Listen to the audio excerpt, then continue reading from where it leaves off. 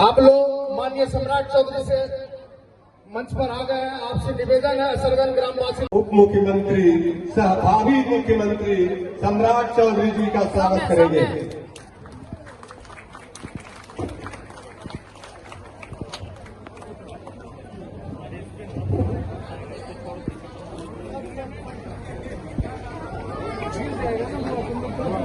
अब मैं 10 मिनट का समय दिया जाए।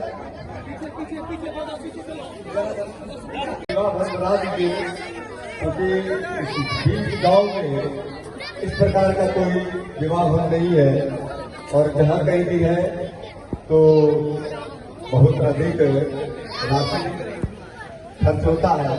तो हम लोग सेवा समिति की ओर से चाहते हैं कि नॉमिनल जो खर्च लगेगा सब। बहुत बहुत धन्यवाद।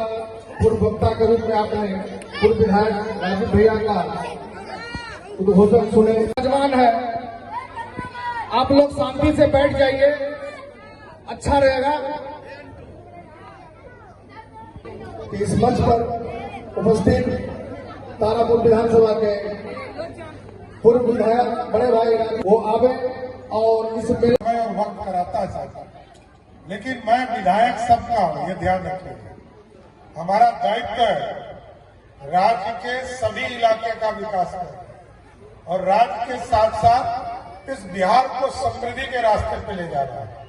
सड़क, बिजली, पानी का काम तो हो गया, अब इंडस्ट्री की ओर रास्ता बढ़ा है। यही बगल में 2 किलोमीटर पर हम लोग इंडस्ट्री के लिए भी 500 एकड़ जमीन अधिग्रहण कर रहे हैं। कष्ट तो होगा, कुछ लोगों का जमीन भी जा रहा होगा, जिसका जमीन जाएगा उसको दिक्कत तो होगा ही, लेकिन सरकार पैसा देगी। ऐसा नहीं है कि फ्री लेगा, पैसा देंगे, लेकिन उद्योग भी इसी तारापुर की धरती पर लगाने का काम करेंगे।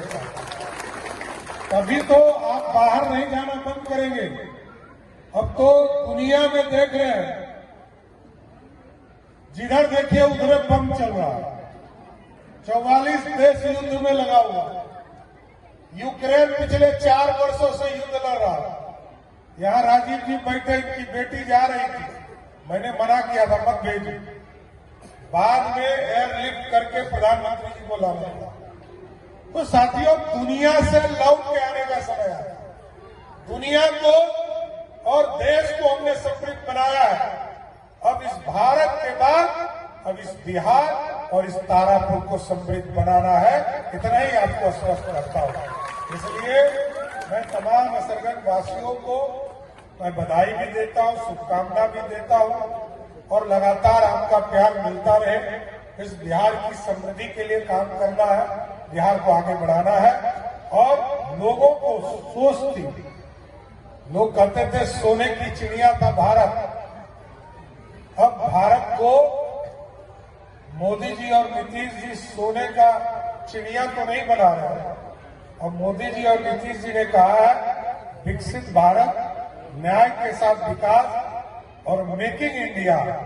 जो मैया दुर्गा मैया के जिस चीज पर वार सवार होकर वध करने चली है राक्षसों को, सोने का शेर बनाना है साथियों, जो दुनिया में दहाड़ने का काम कर सकेगा।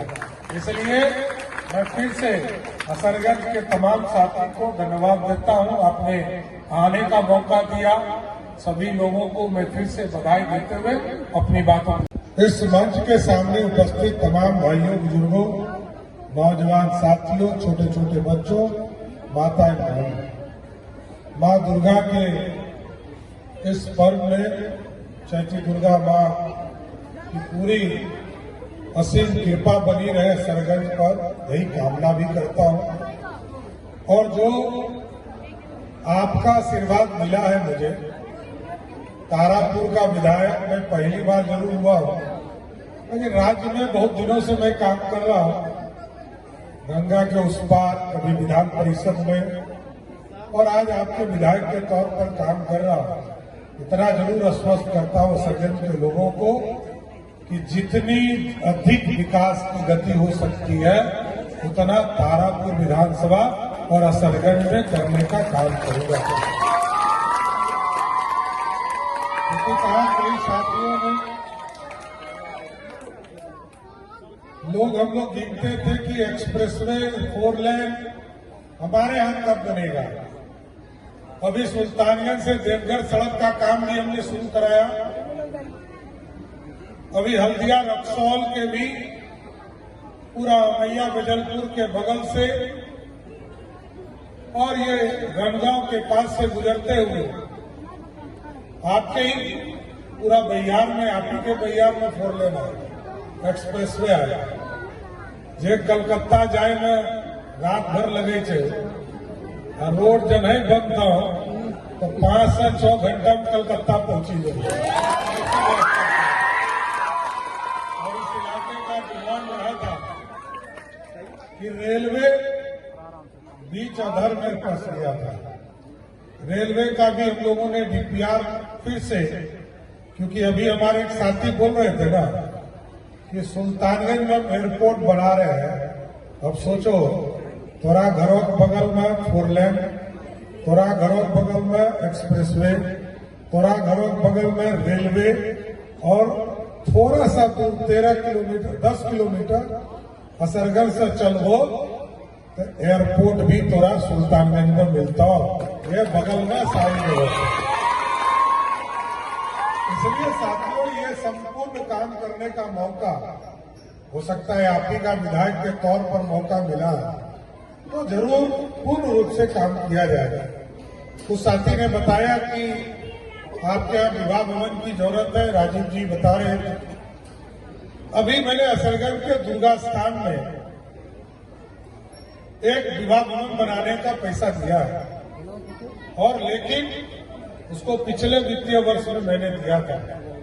इस बार अभी मैं कहता हूं एस्टीमेट बना कर देगा, और अगली बार जब आऊंगा आपके यहाँ उसका शिलान्यास करने आऊंगा।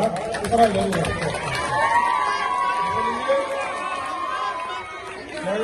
चैती दुर्गा मैया का आशीर्वाद मिलता रहे। अरे अम्मा तोरा घरे चाहिए, तोरा बाहर के थोड़ी। 1 किलोमीटर पर हमारा गांव है, अब पूरा जीवन इसी बाजार में घूमते रहे। इसलिए हम कोई बाहर करें, इसके बावजूद आपके यहाँ प्रत्याशी रहा, वो भी अरुण जी भी हमारे ही परिवार के लोग हैं, इसमें कहीं दो मत नहीं। और इसके बावजूद असरगंज के लोगों ने हमको 1000 वोट से जिताया है, ये कभी भी उतारा नहीं जा सकता है।